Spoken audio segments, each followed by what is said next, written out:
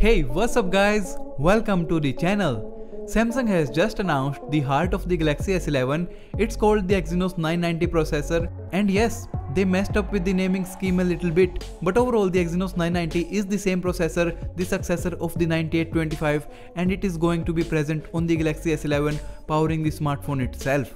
This new processor is capable of some awesome stuff. Most importantly, it now supports up to 120Hz of display refresh rate. It does not confirm the existence of 120Hz on the S11, but it brings us just one step closer to actually confirming the news, and most probably we will end up having at least a 90Hz if not 120Hz display on the S11. This new processor is also the first one to have a LPDDR5 RAM, which is going to be faster and much better at RAM management, keeping tasks open for much longer. The other best thing about this new Exynos processor is that now it can support up to 6 individual sensors of up to 108 megapixels. It is also capable of capturing images from any of the 3 cameras concurrently for getting a better image in difficult light situations, maybe like low light, and also it is going to be better for depth sensing. This new Exynos 990 could also be paired with 5G modem for those special edition 5G smartphones. 5G still won't be available in all the Galaxy S11 smartphones. It is going to be available in special smartphones in some certain countries which will support 5G in 2020.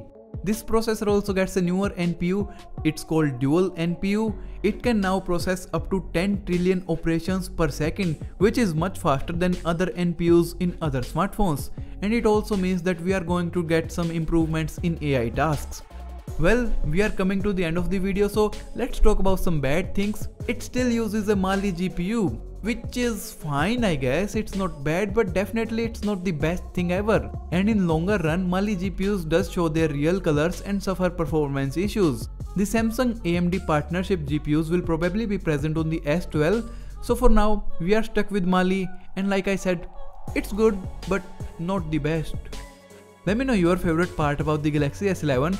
I am especially looking forward for the camera improvements because it is supposed to be the biggest camera performance jump in Samsung's history after the Galaxy S7, and like S7 was about 5 years ago.